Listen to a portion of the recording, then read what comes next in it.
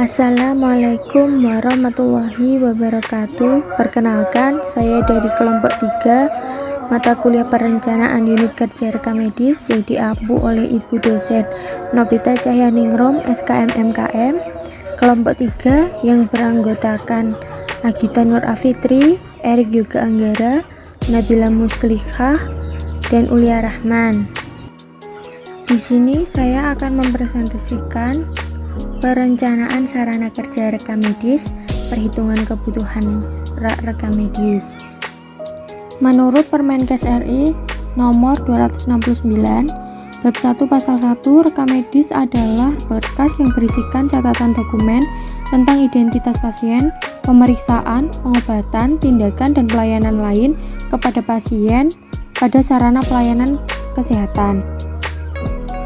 Rekam medis dalam bab 3 pasal 7 bahwa sarana pelayanan kesehatan wajib menyediakan fasilitas yang diperlukan dalam rangka penyelenggaraan rekam medis. Salah satunya yaitu tempat filing yang merupakan media untuk penyimpanan, penyedia, dan pelindung berkas rekam medis.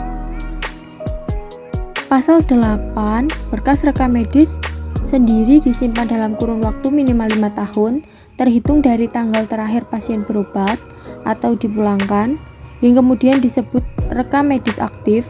Setelah masa disimpan 5 tahun berakhir, maka berkas rekam medis menjadi inaktif dan disimpan di tempat penyimpanan yang berbeda dengan berkas rekam medis aktif. Yang berikutnya, pengertian dari sarana di unit rekam medis. Sarana adalah segala sesuatu yang dipakai sebagai alat untuk mencapai makna dan tujuan. Sarana pelayanan rekam medis dan informasi kesehatan diartikan sebagai alat untuk mencapai tujuan pelayanan. Contoh, alat tulis kantor, komputer, mesin cetak, tresur atau outguide, kartu indeks utama pasien, dan lain-lain. Berikutnya ada jenis-jenis rak penyimpanan rekam medis. Yang pertama, rak terbuka atau open shelf unit.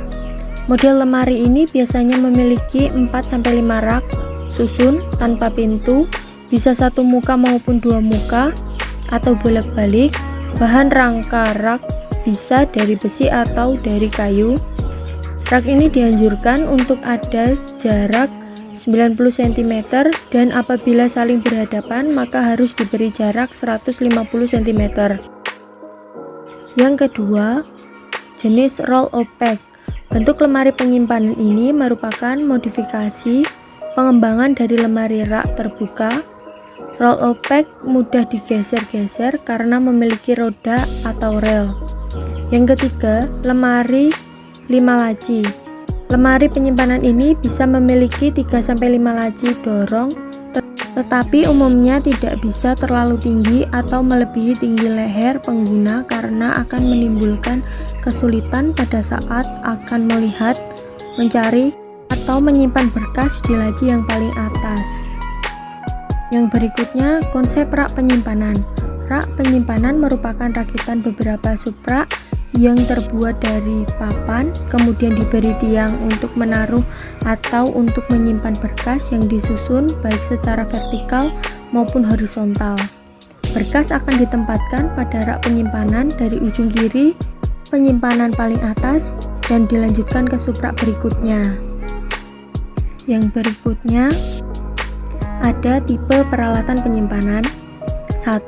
Lateral filling merupakan peralatan yang digunakan untuk menyimpan arsip yang diletakkan secara vertikal. Namun peralatan ini tetap disebut file lateral. Karakteristiknya: A. Bentuk bisa bervariasi, bisa tertutup maupun terbuka. B. Peletakan arsip lebih mengoptimalkan space ke samping. C. Lebih menghemat tempat dibanding dengan file kabinet. D. Penempuan arsip lebih cepat. 2. Vertical filling merupakan jenis alat penyimpanan yang paling umum digunakan dalam kegiatan pengurusan arsip. Alat ini sering disebut filing cabinet.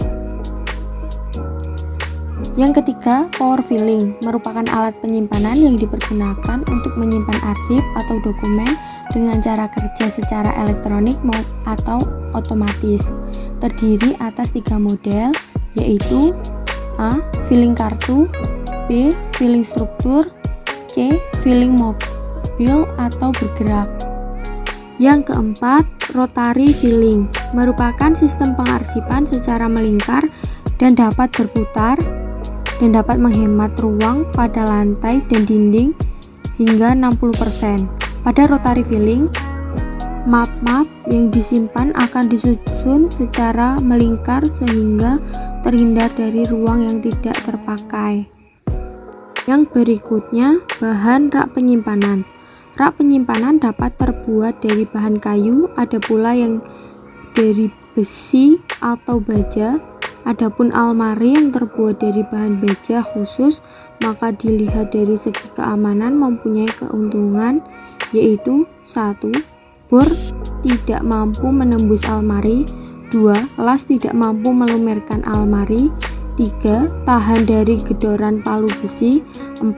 Rata-rata bahan rak file atau penyimpanan yang ada di rumah sakit terbuat dari besi dengan alasan dapat dibongkar pasang sewaktu-waktu sesuai kebutuhan sehingga mudah dilakukan pembongkaran. Yang berikutnya, cara menghitung kebutuhan rak. Dalam menyusun perencanaan, rak rekam medis sebaiknya disusun untuk kebutuhan jangka panjang, misalnya 5 tahun sampai 10 tahun. Untuk menghitung kebutuhan rak rekam medis dapat diperlukan data antara lain: 1. Jumlah rekam medis yang akan disimpan. Data ini dapat diambil dari jumlah kunjungan rawat jalan dan rawat inap selama 1 tahun. Yang kedua, pertumbuhan jumlah rekam medis. Data ini dapat diambil dari kunjungan rawat jalan dan rawat inap selama 5 tahun. Dengan data ini dapat dihitung beberapa persen rata-rata pertumbuhan rekam medis setiap tahun. Cara menghitung pertumbuhan dokumen rekam medis setiap tahun adalah jumlah data rekam medis tahun yang dicari dijumlah jumlah data rekam medis tahun sebelumnya dibagi jumlah data rekam medis tahun sebelumnya dikali 100. Cara menghitung rencana jumlah rekam medis yang akan disimpan. Rata-rata pertumbuhan data rekam medis dikali jumlah data rekam medis tahun sebelumnya. Yang ketiga, model rak yang akan dibeli. Model rak yang akan dibeli sangat mempengaruhi berapa jumlah rak yang dibutuhkan. Sebaiknya tinggi rak disesuaikan dengan tinggi badan rata-rata orang Indonesia. Tinggi rak yang sesuai akan memperpendek waktu pencarian rekam medis. Rak yang terdiri dari 5 subrak dirasa cukup baik agar memudahkan pencarian rekam medis. Yang keempat, ketebalan rekam medis. Ketebalan rekam medis akan mempengaruhi jumlah rak yang akan dibeli. Ketebalan rekam medis dapat diambil dari mengukur rekam medis yang ada saat ini. Misalnya, ambil 100 rekam medis lalu diukur beberapa meter panjangnya, kemudian bagi dengan 100 untuk mendapatkan rata-rata ketebalan rekam medis. Yang kelima, cara penyimpanan yang digunakan. Posisi rekam medis dalam penyimpanan yang digunakan akan mempengaruhi kebutuhan jumlah rak rekam medis.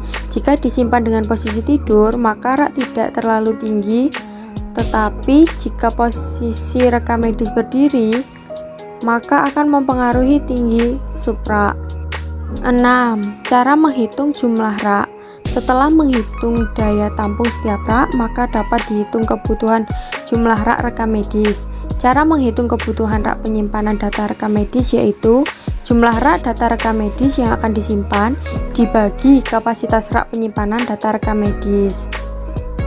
Berikutnya, langkah-langkah perhitungan jumlah rak menurut IFPRO yaitu 1. Perlu diketahui jumlah pasien keluar rawat inap, jumlah pasien baru rawat jalan, dan jumlah tahun rekam medis yang akan disimpan. Dengan keterangan RJ rawat jalan dan RI rawat inap. 2. Menentukan rata-rata tebal rekam medis. 3. Menentukan banyaknya rekam medis dalam 1 meter, yaitu sebagai berikut. Rekam medis rawat inap dalam 1 meter dikurangi 1 meter dibagi rata-rata tebal berkas rekam medis rawat inap. Rekam medis rawat jalan baru dalam 1 meter dikurangi 1 meter dibagi rata-rata tebal berkas rekam medis rawat jalan. Yang keempat, panjang jajaran berkas rekam medis. Panjang jajaran berkas rekam medis rawat jalan sama dengan jumlah pasien masuk rawat jalan dikali lama simpan dibagi banyaknya rekam medis rawat jalan dalam 1 meter. Panjang jajaran berkas rekam medis rawat inap sama dengan jumlah pasien masuk rawat inap dikali lama simpan dibagi banyaknya rekam medis rawat inap dalam 1 meter. Yang kelima, menentukan jumlah rak yang diperlukan. Tentukan jenis rak yang akan dipakai dan panjang rak penyimpanan. Panjang rak penyimpanan sama dengan panjang rak kali saf kali muka. Jumlah rak yang diperlukan. Jumlah rak yang diperlukan sama dengan panjang jajaran berkas rekam medis rawat inap dan berkas rawat jalan dibagi panjang rak penyimpanan. Berikut ini ada contoh kasus mengetahui rata-rata ketebalan dokumen rekam medis di RSIA Humana Prima Bandung. Yang A, rata-rata tebal dokumen rawat inap. Dengan rumus jumlah ketebalan data rekam medis dibagi jumlah data rekam medis. Yang B, rata-rata tebal dokumen rawat jalan dengan rumus jumlah ketebalan data rekam medis dibagi jumlah data rekam medis. Contoh kasus yang kedua, menghitung jumlah kebutuhan rak penyimpanan dokumen rekam medis 5 tahun yang akan datang di RSIA Humana Prima. Kapasitas penyimpanan dalam 1 meter rawat inap dan rawat jalan. Dokumen rawat inap sama dengan 1 meter dibagi tebal dokumen 100 cm dibagi 0,35 sama dengan 286 dokumen. Sedangkan rawat jalan sama dengan 1 meter dibagi tebal dokumen 100 cm dibagi 0,05 sama dengan 2000 dokumen. Jumlah keseluruhan dokumen rekam medis sebagai berikut. Dokumen rawat inap dan dokumen rawat jalan 286 ditambah 2000 sama dengan 2286 dokumen. Jadi, satu rak dapat menyimpan 2286 dokumen rekam medis. Panjang jajaran dokumen rekam medis 5 tahun. Dengan rumus pasien rawat inap plus pasien rawat jalan dikali tahun penyimpanan dokumen dibagi jumlah seluruh dokumen,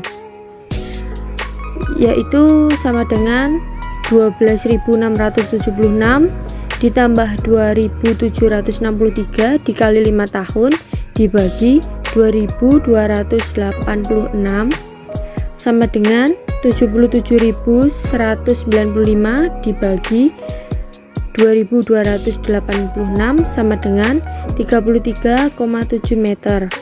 Jadi panjang jajaran dokumen rekam medis 33 meter. Mengidentifikasi model rak yang digunakan. Untuk mengidentifikasi model rak yang akan digunakan adalah rak besi atau rak roll opaque dengan panjang 4,5 meter dengan jumlah muka saf 5, maka diperoleh sebagai berikut. Panjang satu rak penyimpanan adalah panjang kali saf kali muka sama dengan 4,5 meter kali 5 kali 2 sama dengan 45 meter. Berikut ini menghitung kebutuhan rak. Setelah diketahui panjang jajaran dan jenis rak yang akan digunakan untuk 5 tahun ke depan, kebutuhan rak penyimpanan data rekam medis yaitu jumlah data rekam medis yang akan disimpan dibagi kapasitas rak penyimpanan. Sama dengan 15.439 dibagi 2.286 sama dengan 7 rak. Jadi rak penyimpanan yang dibutuhkan rumah sakit 5 tahun yang akan datang adalah 7 rak. Untuk kebutuhan sistem penjajaran strike numerical filling, rak yang dibutuhkan 7 rak dapat terpenuhi. Sekian presentasi dari saya. Jika ada salah-salah kata, saya mohon maaf. Semoga video ini bermanfaat. Wassalamualaikum warahmatullahi wabarakatuh.